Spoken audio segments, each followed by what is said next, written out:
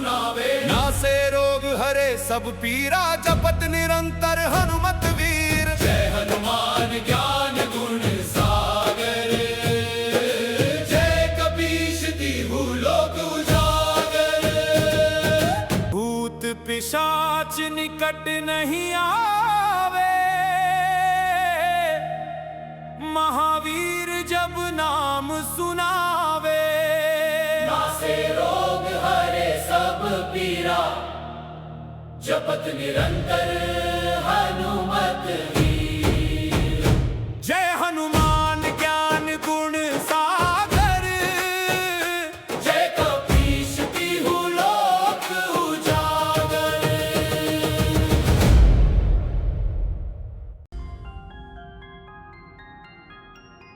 उसके बाद क्या हुआ दादी? पूरी कहानी सुनाओ ना। ठीक है, आज मैं तुम्हें एक ऐसी कहानी सुनाती हूँ जिसमें आस्था है, साजिश है और खुद प्रभु की कृपा भी। रोहित एक छोटा सा बच्चा जिसके सिर से माँ बाप का साया बचपन में ही उठ गया था। दुनिया में उसका अपना कोई नहीं था, अगर था तो बस एक सहारा, प्रभु श्री हनुमान जी। वही उसका विश्वास थे, वही उसकी ताकत और वही उसकी दुनिया। लेकिन हर कहानी के पीछे छुपा होता है एक डरावना सच। उसके अपने ही घर में छुपे थे उसके दुश्मन, ताऊ और ताई, जो दुनिया के सामने तो बड़े ही भले, दयालु और अपनेपन का दिखावा करते थे, लेकिन उनके दिलों में लालच का जहर पल रहा था। उनकी नजर थी रोहित की जमीन और उसके घर पर, और इस लालच ने उन्हें इतना अंधा कर दिया था कि अब वे रोहित को अपने रास्ते का कांटा समझने लगे थे। हर दिन हर पल वे कोई न कोई नई चाल सोचते, कोई नया तरीका ढूंढते जिससे रोहित को हमेशा के लिए रास्ते से हटाया जा सके। लेकिन जिसके सिर पर खुद बजरंगबली का हाथ हो, जिसके हर सांस में जय श्री राम की गूंज हो, उसे दुनिया की कोई ताकत छू भी नहीं सकती। अब बहुत हो गया, कब तक उस लड़के को झेलते रहेंगे? जब तक वो जिंदा है ये जमीन हमारे हाथ नहीं आएगी। पर सुनो जी, कुछ उल्टा सीधा हो गया तो, गांव वालों को शक हो गया तो बड़ी मुसीबत खड़ी हो जाएगी। अरे हम कोई बेवकूफ हैं क्या? काम ऐसा होगा कि किसी को जरा सा भी शक नहीं होगा और सब कुछ एक हादसा लगेगा। क्या सोच रखा है तुमने? रोहित रोज सुबह अपने खेत में जाता है ना, वही उसका आखिरी रास्ता बनेगा। मतलब? मैं शहर से एक जहरीला सांप मंगवाऊंगा और उसे उसके खेत में छोड़ देंगे। जब वो अकेला वहां जाएगा तो वही सांप उसका काम तमाम कर देगा। लेकिन अगर सांप कहीं और चला गया तो, या किसी और को काट लिया तो? तुम बस जैसा मैं कह रहा हूँ वैसा करो। रात के अंधेरे में हम दोनों चुपके से खेत में जाएंगे और सांप को वहीं छोड़ देंगे जहाँ रोहित रोज बैठता है। और फिर सुबह सबको लगेगा कि ये तो बस एक हादसा था। हाँ, और उसके बाद ये जमीन, ये घर सब हमारा होगा। देखता हूँ अब उसे कौन बचाता है। अगली सुबह हर दिन की तरह रोहित अपने खेत की ओर निकला, लेकिन आज का दिन उसकी जिंदगी का सबसे बड़ा इम्तिहान बनने वाला था। चल बेटा रोहित, आज मैं भी तेरे साथ खेत दिखाता हूँ। काफी दिन हो गए। हाँ ताऊ जी, आइए ना, अच्छा लगेगा, साथ में काम करेंगे। दोनों खेत की ओर निकल गए। रोहित अपने काम में लग गया और ताऊ अपनी चाल चलने के लिए सही मौके का इंतजार करने लगा। ताऊ ने धीरे से एक सांप निकाला और रोहित की तरफ छोड़ दिया और वहां से भागकर पेड़ के पीछे छुप गया। आज तेरा खेल खत्म रोहित। धीरे धीरे वो जहरीला सांप रोहित की तरफ रेंगने लगा। वो सांप अब रोहित से कुछ कदम ही दूर था। तभी रोहित को कुछ महसूस हुआ और वो पीछे की ओर मुड़ा। हे भगवान, सांप! जैसे ही सांप ने वार करने के लिए फन उठाया, रोहित ने तुरंत अपने भगवान को याद किया और उसी क्षण आकाश से एक विशाल गरुड़ प्रकट हुआ। एक ही पल में वो गरुड़ उस सांप को उठाकर आसमान में ले गया और देखते ही देखते उसे निगल गया।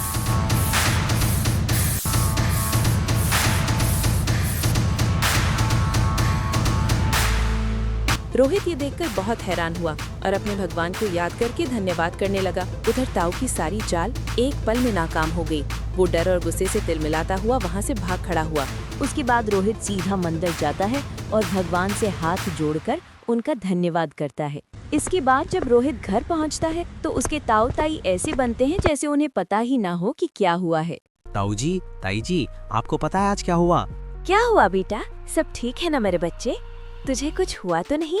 आज खेत में जब मैं काम कर रहा तब एक सांप वहां आ गया और जैसे ही वो मुझ पर हमला करने वाला था तभी वहां एक गरुड़ आ गया और वो उस सांप को उठाकर ले गया। अरे तो ठीक तो है ना मेरे बच्चे, तुझे कुछ हुआ तो नहीं? हाँ ताई जी, मैं ठीक हूँ। पता नहीं वहाँ पर सांप कहाँ से आ गया। खैर छोड़ो, जो भी हो मैं फिर से खेत पर जा रहा हूँ। और कोई काम हो तो मुझे बताना। हाँ बेटा ठीक है, लेकिन अपना ध्यान रखना। हाँ ताई जी, रखूंगा। तुम तो कह रहे थे कि आज इसका काम तमाम हो जाएगा और ये तो अभी तक जिंदा है। अरे मेरा प्लान एकदम ठीक चल रहा था, लेकिन पता नहीं वो गरुड़ वहाँ कहाँ से आ गया और उस सांप को उठा कर ले गया। कहीं ये सब भगवान की कृपा तो नहीं? कुछ भी हो, अब की बार मैं ऐसी चाल चलूंगा कि ये बचेगा ही नहीं। हाँ, अब हमें और भी समझदारी से काम लेना होगा। इसके बाद रोहित का ताऊ कुछ डकैतों के पास जाता है और उन्हें रोहित को मारने की सुपारी देने लगता है। सुनो, मैं तुम्हें मुंह मांगी रकम दूंगा, बस तुम रोहित को मार दो और ऐसा लगना चाहिए कि जैसे ये कोई लूट हो। लेकिन हम छोटे बच्चों को नहीं मारते। जा। मैं तुम्हें मुंह मांगी रकम दूंगा और तुम्हें ये काम करना ही पड़ेगा। अरे जा, चला जा, कहीं ऐसा ना हो कि तेरा ही काम हो जाए। 5 लाख में भी नहीं मारोगे क्या? नहीं, हमारे भी कुछ असूल हैं। तो फिर 10 लाख ले लो। अरे लगा जरा इसकी कान पट्टी पर बंदूक। अच्छा चलो छोड़ो ना, मेरे ही ना तुम्हारे। ये लो 20 लाख और अब मेरा काम कर दो। क्या 20 लाख? ला पैसे और अब जा, तेरा काम हो जाएगा। डकैत पैसे ले लेते हैं और निकल पड़ते हैं रोहित को मारने के लिए। खेत में जाकर वे लोग रोहित को घेर लेते हैं। अरे अरे, कौन हो तुम लोग और मुझसे क्या चाहते हो? हमें चाहिए तेरी जान। लेकिन भाइयों, तुम लोग मुझे क्यों मारना चाहते हो? मैंने तुम्हारा क्या बिगाड़ा है? वो हमें नहीं पता, बस हमें तो तुझे मारने के पैसे मिले हैं। हम तो सिर्फ अपना काम करने आए हैं। क्या कहा? पैसे लिए? लेकिन मैंने किसी का क्या बिगाड़ा है? किसने मुझे मारने के पैसे दिए? वो हम तुझे नहीं बता सकते, बस अब मरने के लिए तैयार हो जा। जैसे ही डकैत रोहित की तरफ बढ़ते हैं, रोहित अपने भगवान का नाम लेने लगता है, आंखें बंद करके हाथ जोड़ता है। तभी बहुत सारे बंदर भागाए पहुंचते हैं और उन डकैतों के पीछे पड़ जाते हैं। डकैत अपनी जान बचाकर भागने लगते हैं। डकैतों को भागता देख रोहित भी बंदरों से डरकर भाग जाता है। अपना प्लान फेल होता देख रोहित का चाचा तिलमिला उठता है और एक तांत्रिक के पास पहुंच जाता है। ये कोई साधारण बालक नहीं है, कोई शक्ति है जो इसकी रक्षा कर रही है।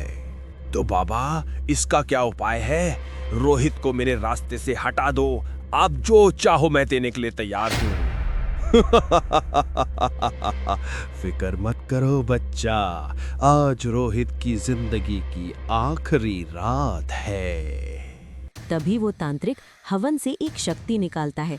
वो शक्ति आग की तरह भड़कती हुई निकलती है और रोहित को मारने के लिए आगे बढ़ती है। तांत्रिक फिर अपने हवन कुंड से कुछ भूतों को बुलाता है और रोहित को मारने के लिए उन्हें भेज देता है।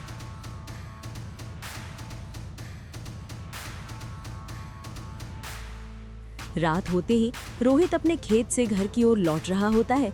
तभी वो देखता है कि उसके चारों ओर आग लगने लगी है और सारा जंगल धू धू करके जलने लगा है। कुछ भूत उसे चारों तरफ से घेर लेते हैं। रोहित अपने भगवान का चिंतन करता है, मन में शक्ति भरता है और फिर भूत